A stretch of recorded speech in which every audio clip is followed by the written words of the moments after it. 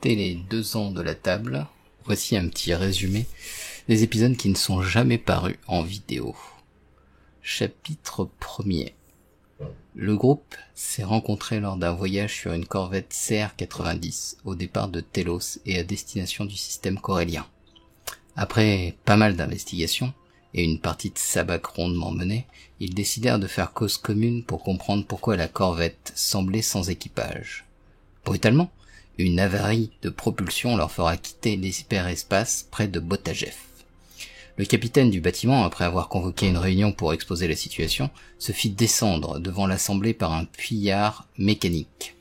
Il était évident que les droïdes avaient pris le contrôle de la corvette et le capitaine semblait être le seul humain membre d'équipage. Par la suite, ils s'unirent pour réparer la propulsion, mais alors qu'ils pensaient repartir en hyperespace, la CR-90 fut interceptée par un interdictor et un Nébulon B qui ont commencé à se livrer bataille spatiale. À l'aide des turbolasers, un membre du groupe aida l'Alliance à endommager l'interdictor de l'Empire qui prit la fuite en flammes. Le Nébulon, l'espoir d'Alderaan, restant en position, exigea l'envoi d'un contingent pour éclairer la présence de la corvette qui arborait une fausse identité. Malheureusement, en débarquant, la troupe se fit accueillir par des droïdes qui ouvrirent le feu. Le seul survivant, un sergent, sauvé par le groupe, fut mis en lieu sûr. Après une brève accalmie et plusieurs soins, ils piratèrent pour débloquer le hangar de l'étage inférieur. L'équipe se retrouva alors confrontée à HK-47, autoproclamé capitaine de la corvette et propriétaire de la vie des sacs de viande à bord. Grâce à une sublime manœuvre tactique tombée du ciel, ils électrocutèrent le pauvre droïde, le mettant provisoirement hors service. En fouillant la cargaison, les héros, malgré eux, comprirent qu'il s'agissait de caisses venant d'un site de fouilles et de plans d'une usine de la Xerka pour créer des HK-51 à partir de la carcasse du dit HK-47. À la sortie, Eren Garay les attendait. Cet étrange homme, avec des modifications, était un infiltré impérial qui leur fit une offre violemment éconduite par le Mandalorien. Par la suite, les mercenaires voulurent trouver un moyen de partir, mais l'Alliance, qui avait perdu son premier contingent, ne voulait pas lâcher prise. À vrai dire, ils posèrent un ultimatum. Soit le groupe se rendait, soit l'Alliance prenait le vaisseau de force. Finalement, le groupe, pour s'échapper, fit mine de s'allier avec le joueur de sabbac Karn Trovic, figure du crime de Corellia, qui expliquait être au service d'un Hutt. L'appât du gain faisant sens, ils le trahirent et s'échappèrent avec son vaisseau, subissant tout de même de graves avaries sous les tirs nourris du Nébulon B qui voulait les arrêter à tout prix. Chapitre 2. À la dérive, ils trouvèrent refuge sur la planète Findar, lieu où le syndicat était très actif avant de se faire nettoyer par les Jedi. Malheureusement, depuis l'avènement de l'Empire, les mauvaises habitudes avaient repris le dessus. Après de nombreuses péripéties comme la découverte d'un Jawa qui pillait la carcasse de leur vaisseau d'emprunt, ou encore une course-poursuite improvisée face aux voleurs de la caisse qu'ils avaient empruntée, ils finirent par sauver de justesse le marché de Findar et une troupe de Stormtroopers d'une explosion en désactivant une redoutable bombe. Galvanisés, nos fripons prirent contact avec Durga, un baron Hutt, pour doubler Karn et vendre les plans de la Xerka qu'ils avaient subtilisés dans la corvette. Pendant ce temps, à l'insu d'une partie du groupe, Inix, ancien compagnon qui n'avait pu s'échapper de la corvette, signa avec le bureau BSI pour survivre, avec pour mission de récupérer les plans volés par les autres. Il rejoignit Findar pour retrouver ses anciens compagnons. Se rencontrant par hasard au spatioport de Findar, ils partirent tous à bord d'un transport Gozanti. Ils durent toutefois forcer le blocus impérial fraîchement mis en place avec l'aide de l'équipage Hutt envoyé par leurs contacts. Durant le voyage, le Wookiee accro au jeu déclencha une bagarre générale avec l'équipage. gamoréens qui malheureusement pour certains permis à Enix de voler une partie des plans discrètement. Arrivés sur Naluta, ils durent montrer patte blanche et donc participèrent à leur insu à une cérémonie du Graninupa, jeu d'arène pour gagner les faveurs d'un Hutt ou mourir. Sortant vainqueurs des festivités, ils négocièrent un travail et les plans avec Durga, ou plutôt Korda, son esclave. Un vaisseau leur fut offert en récompense, mais comme tout avec les Hutt, il faut se méfier. Ils devaient récupérer le vaisseau sur Narshada. Un groupe l'avait en effet volé à un autre Hutt nommé Nemro. Après plusieurs péripéties, le vaisseau en poche, l'escouade partit pour Toydaira, la cible indiquée par Durga. Là-bas, une audience avec le nouveau roi était nécessaire. Pour pouvoir la faire, leur contact, un receleur, leur demanda d'aller chercher des champignons pour cuisiner. En réalité, il s'avéra que celui-ci les raffinait pour de la drogue. Les formalités accomplies, le groupe partit sur les traces d'une relique, dans un temple mystique où le côté obscur était présent et assaillant. Ils y trouvèrent Tristesse, des gardiens véhéments, et un très ancien disque de données. La corruption envahissante, ils furent trahis par Enix, qui repartit avec les troupes impériales venues les piéger. Après la mort du général, un certain Boucher, ils fuirent la planète. La troupe décrit tout de même l'existence de l'Empire Infini, un très vieil empire, et trouvèrent suffisamment d'écrits pour commencer la traduction de nombreuses histoires anciennes. De retour sur Naluta, ils sauvèrent Durga d'une attaque fomentée par un de ses rivales, Gracchus. Touchant la récompense, il partit traquer ce nouvel ennemi, mais alors qu'ils allaient le tuer, il s'échappa. Et ils découvrirent un prototype d'usine à HK-51 et une attaque massive des impériaux pour prendre le contrôle de Naluta et sa lune. Tentant désespérément de tuer leur nouvelle cible, ils tombèrent sur Enix qui leur barra le chemin. La rébellion, prévenue par Dweln, interromput la bataille sur la fin. Alors que les vaisseaux Hutt s'étaient fait presque tous détruire, l'Empire fut poussé à une retraite provisoire des causes des dégâts déjà produits. Profitant du chaos, nos amis partirent pour Vodran, une petite planète du secteur Hutt qui se trouve être le lieu de vie des Dianogas. Le Mandalorien avait en effet pour mission une chasse. Quant au Wookiee, il obtint une information de la République, comme quoi plusieurs prisonniers se trouvaient dans un lieu sur la planète.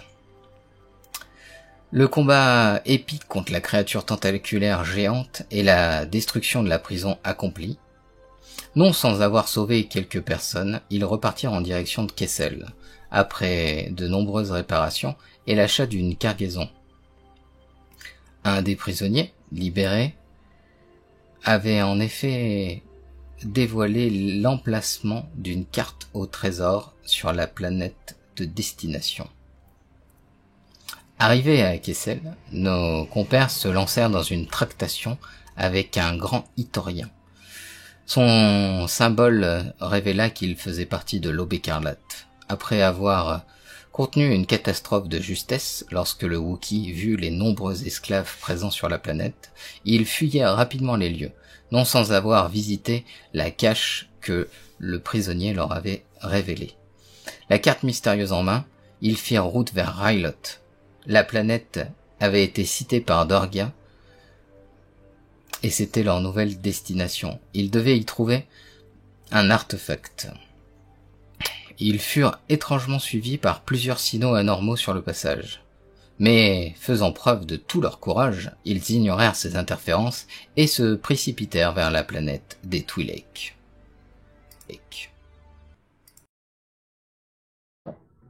Le groupe aventurier, les groupes des aventuriers s'est rendu sur la planète Rylot. Après un scan, ils se sont aperçus que la planète était accessible malgré plusieurs balises. Quelques minutes après leur arrivée, un message d'un certain Sham Syndulla menaça les impériaux. Prenant leur courage à deux mains, ils décidèrent de rejoindre l'endroit de l'émission du signal. Découvrant un village au loin des impériaux, ils manœuvrèrent pour prendre contact avec les combattants de la liberté. Après une longue marche dans le désert, ils campèrent dans une ruine qui les fit rencontrer Sham lui-même. L'emplacement du temple négocié avec de fidèles blurgs et la promesse de rapporter tout objet trouvé fut faite. Malheureusement, les choses ne sont pas passées comme prévu et ils durent fuir après avoir finalement trouvé Asha, une IA alien.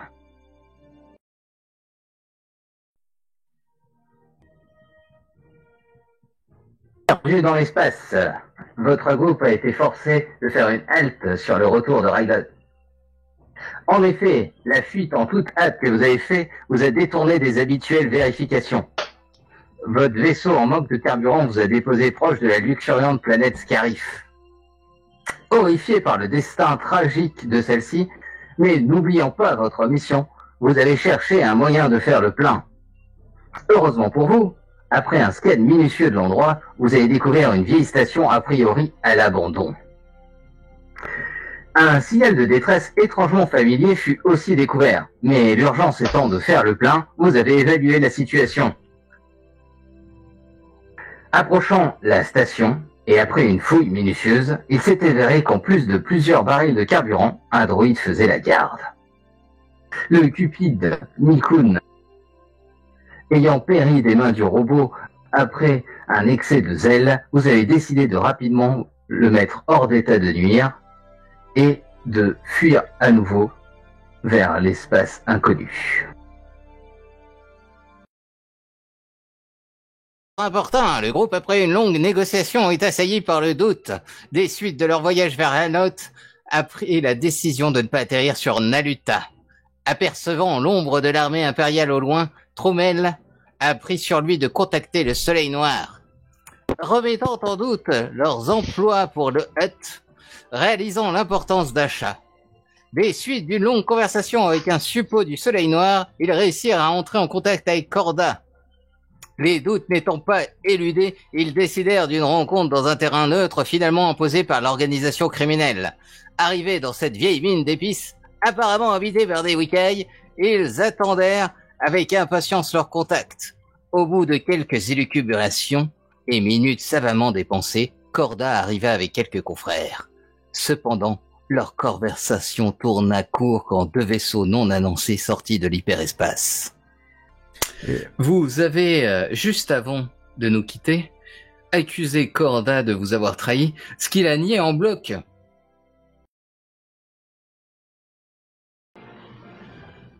Rendez-vous point. C'est au beau milieu de l'espace, dans une mine perdue. Autant perdue qu'illégale que nos héros ont mené les négociations. Malheureusement interrompues par deux vaisseaux qui s'avéreront être des frégates d'assaut de l'Alliance, l'échange avec le Soleil Noir est compromis. Les esprits s'échauffent, les menaces fusent, jusqu'à l'intervention d'un mystérieux amiral. Celui-ci demande qu'on lui livre Asha. Mais, même si celle-ci commence à leur jouer de mauvais tours, ils ne lâchent rien. C'est leur découverte. Elle est une forte valeur et il n'est pas question de la donner. D'autant que l'Alliance ne les impressionne pas. Oublions qu'ils ont déjà sauvé la mise, autant sur la corvette que autour de Nar Shaddaa. Nos braves décident de fuir. Trouble sur Naluta, nos aventuriers se remettent en question. L'IA est trop présente, ils se sentent surveillés. Le groupe, très inquiet par le potentiel d'achat, commence à se méfier d'elle. Après un atterrissage difficile, un changement de plan est nécessaire. Le Wookiee tente de débrancher la machine. Malheureusement, elle résiste. Les droïdes semblent sous contrôle. Trommel et Jinta se précipitent pour empêcher une fuite, tandis que Gil rejoint le Wookiee. Finalement, ils décident d'aller voir le plus vite possible Durga dans un espoir dernier de se débarrasser de l'objet. Arrivés sur place, Malheureusement pour eux, l'Empire est en train de préparer une attaque. Ce faisant pressant, ils sont pris de remords et détruisent le cerveau d'Asha. Heureusement, ils arrivent à s'échapper par les tuyaux, jusqu'à ce qu'ils reçoivent un appel. Le calme avant la tempête, les pieds dans le marais de Naluta, nos héros ont trouvé le salut grâce à la renommée de Gorn Vorox. Investis d'une nouvelle mission, ils sont partis à la recherche d'un nouveau compagnon qui devait les mener à leur prochaine étape. Assistés par les flammes consumant leur ancien vaisseau, c'est sans regret que les aventuriers prirent contact avec leur cible. Après une rencontre mouvementée avec A5H3, ils décidèrent de tourner la page en trouvant un nouveau moyen de locomotion. Les nouveaux talents du droïde leur permirent de repérer quelques machines potables. Après plusieurs manigances, ils forcèrent 2 contrebandiers à les suivre et commencèrent les négociations musclées pour obtenir leur vaisseau. Des promesses de gloire et quelques crédits finirent par, grâce à l'aide de Trommel, par entériner l'accord. Les voilà partis pour la suite de leurs aventures sur Mandalore. Nouvelles alliances. Le groupe, alors qu'il pénétrait l'espace aérien des territoires mandaloriens, s'est vu attiré par des combats. Sur place, le natif du groupe indiqua qu'une terrible course-poursuite se déroulait dans les nuages de la planète. Après une rapide inspection, il fut évident que 2 clans étaient en proie à des vaisseaux impériaux lourdement armés. N'écoutant que leur courage et après des échanges inamicaux, le fan de Trommel impérial décida de ne pas leur laisser une chance. Le groupe aida donc les Mandaloriens à survivre à cette embauche. Le calme revenu, ils apprirent qu'une femme du clan Kryze était en train de réunir les clans pour combattre les impériaux. Recherches actives. Profitant d'une petite pause après avoir sauvé 2 vaisseaux mandaloriens, nos héros ont visité le camp avancé des troupes de la résistance de l'Empire. En discutant avec le chef du groupe, un dénommé Corky, neveu de la regrettée Satine, ils en apprirent plus sur la situation de la planète. Jinta put reprendre ses repères sur la planète, tandis que Truman et Gil tentèrent de s'imprégner de la culture locale. Pendant ce temps, le robot, après avoir cherché Lynn, se décida à les rejoindre, alors que le Wookiee tenta de parlementer avec des joueurs de sabbac. Plusieurs péripéties plus tard, le groupe sembla ébranlé par un problème de vente de fruits Muja. Heureusement, un cessez-le-feu fut trouvé. Alors que la nuit tombait, un terrible vrombissement résonna. Fin fond du tréfonds de l'espace, sur une planète nommée Mandalore, nos amis sont en proie à l'effroi. En effet, alors qu'ils venaient de brillamment infiltrer une installation de la guilde minière, après avoir pour certains dépossédé un groupe de Mandaloriens de leur nourriture et d'un speeder, alors qu'ils étaient venus au départ pour libérer le père de Jinta et une certaine Lynn, jeune aventurière issue des bas-fonds de la planète perdue nommée Findar, mais également car leur nouvel employeur voulait récupérer un disque nommé carte stellaire, un artefact ancien contenant de nombreuses informations, ils furent coupés net sur le retour par une communication des plus inquiétantes. En effet, un homme effrayé par des lasers venus de l'espace venait de s'exprimer.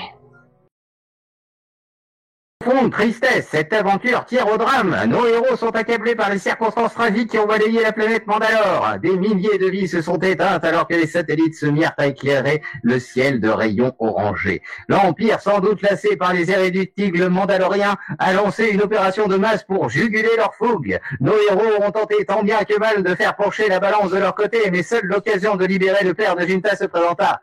Galvanisés, ils se lancèrent à la poursuite d'un vaisseau amiral pour le détruire. Mais le temps manquant, ils durent fuir grâce au conseil avisé de Gil.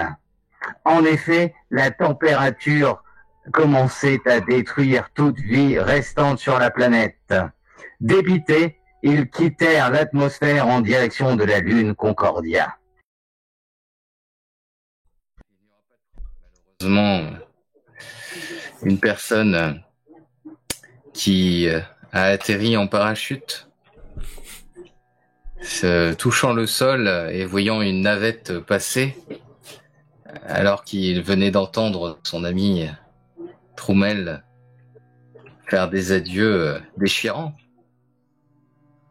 Et quelques secondes plus tard, un vaisseau alla s'écraser à travers ce qui pouvait ressembler à un début de forêt, adossant la montagne que vous voyez ici, à peu près vers ici. Cet homme, ce Wookie a été projeté de son vaisseau en déperdition et se retrouve allongé dans l'herbe, en face, parmi les végétaux. Quant au dernier, Jinta, il fut, pendant sa fuite, blessé, tombé à terre et profitant de la tour qui s'effondrait, recouvert en partie de sable, aux abords de la bataille qui eut lieu précédemment. Erreur sur Concordia. Alors que les Mandaloriens tentaient de quitter leur planète en proie à de terribles tirs orbitaux, le groupe prend le chemin de la Lune Concordia accompagné de survivants. Un semblant d'organisation commençait à prendre forme sous la houlette d'un certain Tristan Bren. Malheureusement, les impériaux comptaient bien entendu finir le travail. Un nombre non négligeable de vaisseaux arrivait vers la Lune. Après une rapide distribution des rôles, chacun partit à sa façon pour défendre le lieu. Malheureusement, l'armée des droïdes HK, fraîchement sortis du moule, était terriblement efficace. Et alors que tout semblait perdu, nos héros furent surpris de les voir se retourner contre l'Empire. Trommel, submergé, décida de partir dans un message déchirant. Le groupe était au plus bas, cependant, la force mit un être sur le chemin de nos amis qui les aida à remonter la porte. Finalement, ils se réfugièrent dans un hangar abandonné où ils finirent par rencontrer une vieille amie. Nos aventuriers, après de terribles découvertes, ont eu une rencontre mouvementée avec un petit être du nom de Victor. Bousculés par la perte de Mandalore, encore sous le coup du débarquement de la Lune Concordia, ils se sont réfugiés dans un petit bâtiment abandonné, perdu au milieu de la montagne. Dans l'espoir de souffler, ils ont cherché à vérifier si l'endroit était sûr, mais ont fini par croiser la route d'Achat. Encore. Cet échange tendu la virait rapidement au combat, bien qu'elle ne semblait pas agressive. Après quelques tirs, l'IA prit la fuite, les laissant face à quelques étranges robots, leur barrant le passage. Finalement, ils décidèrent de partir et quitter définitivement cette lune, prenant un chemin vers Kashyyyk qui passait par le noyau dans l'espoir de vendre leur cargaison. Dans la jungle, nos aventuriers, après un rapide détour pour vendre leur stock sur les chantiers de Quête, sont arrivés sur la planète Kashyyyk. Monde natal du Wookie, celui-ci s'empressa de rejoindre sa ville pour récupérer le matériel qu'il avait confié. Mais à sa grande surprise, l'endroit était dénué de monde. Sa ville était fantôme. Après avoir réglé rapidement la question de son matériel, ils décidèrent de suivre la piste de leur contact, rejoignant un village au nord plutôt que de passer par la capitale. En arrivant à Awataka, lieu de leur rendez-vous, ils découvrirent le début d'une résistance Wookie et la moitié du groupe s'engouffra rapidement dans les ennuis. Un rendez-vous secret fut pris, entraînant les autres dans un ascent d'un camp impérial. Par un profond désir de liberté pour les uns, traîné contre leur gré par les autres, le groupe, après de nombreux rebondissements, s'est retrouvé finalement à parcourir les couloirs de l'usine impériale qui ne semble être rien d'autre qu'un camp de travaux forcés. L'endroit, en plus d'être sinistre, est rempli d'impériaux, et le traitement fait par leurs hôtes ne fait plus aucun doute. Le respect est à la poubelle. Ils portent les espèces inférieures bien bas. Alors que l'infiltration s'était plutôt bien passée et que le groupe visionnait, via les caméras détournées par Victor, leur objectif, une terrible sensation accompagnée d'un bruit sourd annonçait l'arrivée d'un croiseur impérial.